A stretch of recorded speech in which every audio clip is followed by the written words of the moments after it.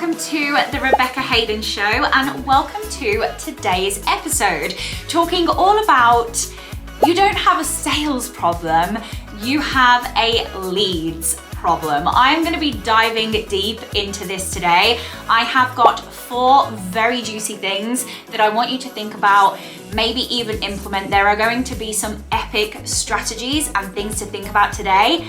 And we have a brand new little something coming to today's episode, and that is some journal prompts that are really connected with what I'm speaking about today. So this is a brand new feature that I'm bringing in. I'm very excited because I don't see many people doing it elsewhere. So I want you to stick around to the end, because the journal prompts that really match and mirror what I'm talking about in today's episode are going to be at the end, so you can go away, spend some time journaling, have that really beautiful deep dive into what's going on for you. So with that in mind, let's dive in to today's episode.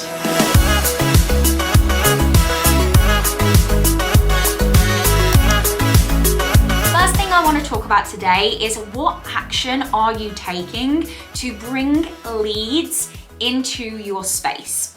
A lot of the times people see these big, huge, massive coaches. I fell foul to them myself, where they just say like, hey, you can lay back and do nothing and be completely in the feminine flow, and people will just drop into your DMs. And you know that this is not the message I share. Yes, I talk about people dropping into my DMs, but I talk about the action that I take in order for that to happen. So what I want you to do when it comes to leads is I actually want you to have a bit of a reflection of where your last lead or where your last client came from. Now, some coaches, if you are in this space at the moment, I'm gonna like say it because I was definitely in this space where it feels a bit like a fluke, right? You've signed a client, you're like, wow, they just fell into my lap and I'm not sure what I did. Now, the good thing that we can do with this is we can actually reverse engineer what happened and what you did in order for that client to find you, in order for that lead to come in. So I want you to have a little reflection. Where did my last lead come from? What actions had I taken in order for that lead to find me, to get to know, like, and trust me, to feel comfortable enough to reach out and either book a discovery call, clarity call, whatever you call it, or to become a client? When you know this, it becomes less about a guessing game and more a strategy. So for instance, one of my clients has very good luck and a good strategy we've now put in place on Facebook. She signed her first one-to-one through literally posting on a community Facebook group saying, hey, this is who I am, this is what I do, I'm just introducing myself. It wasn't a sales post, it wasn't, anything strategic. She just did it to introduce herself, but that brought in her first one-to-one client.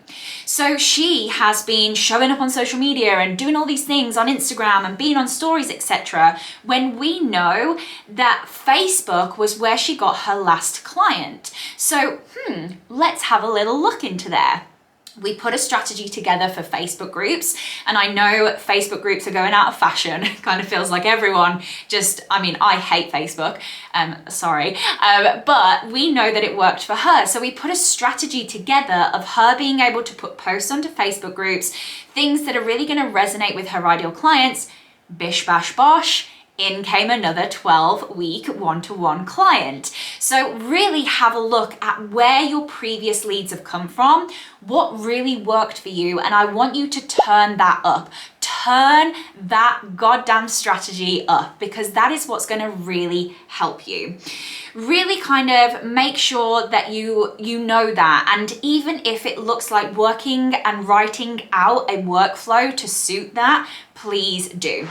Number 2 is really kind of open the doors for authentic, permission-based conversations.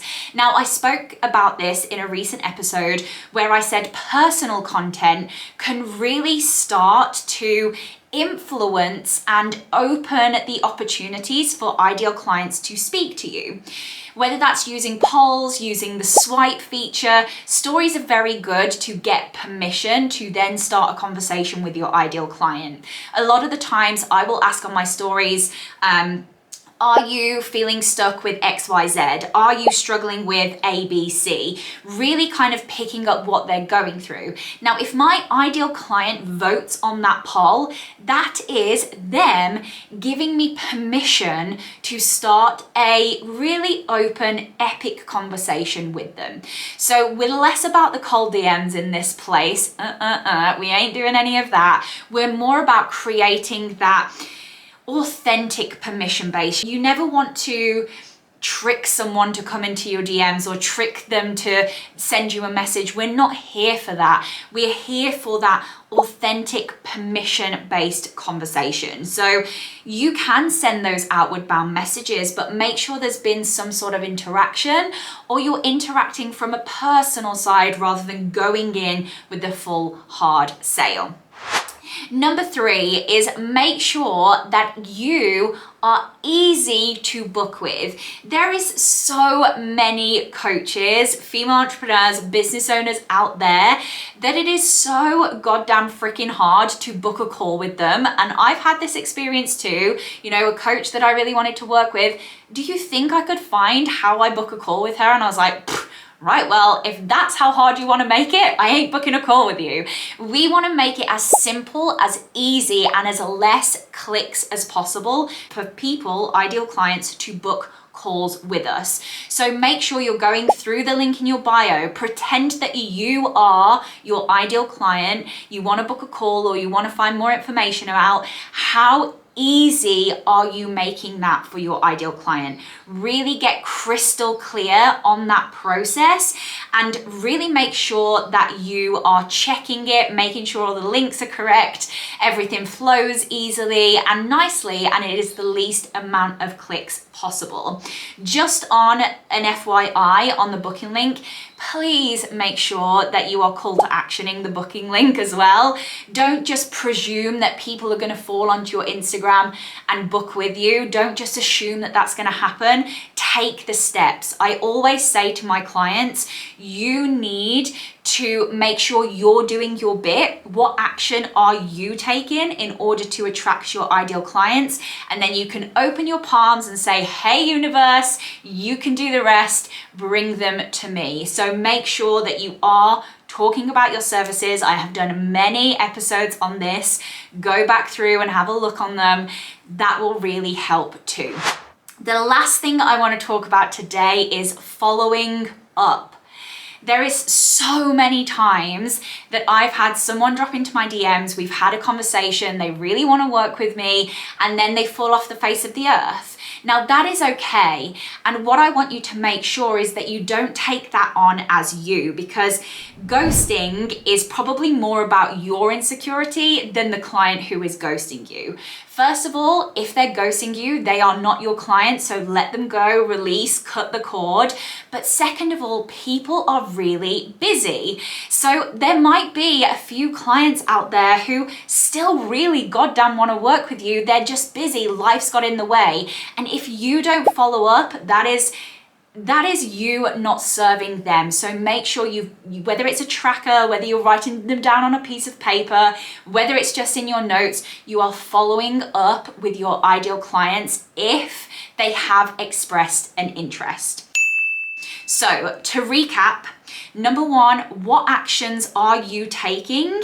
Where did that last lead come from? Have a look and reverse engineer that strategy and turn it up tenfold. Number 2, really look at having authentic based permission conversations. Create a space for them to be able to have that conversation with you. Ask questions in your stories, ask questions in the DMs. Number 3, check your booking links. Make sure it's as easy as possible for people to book with you. And number 4, follow up. So let's dive in to some journal prompts that you can use to really bring out that lead attraction so you don't fear sales, you start to create more leads into your business. Number 1, who is the client I am calling in for my services and what do they look like? Number 2, what energy do I need to feel in order to attract these people? Number 3, what evidence do I have that supports my services, and what can I remind myself of every single day in order to step into this power?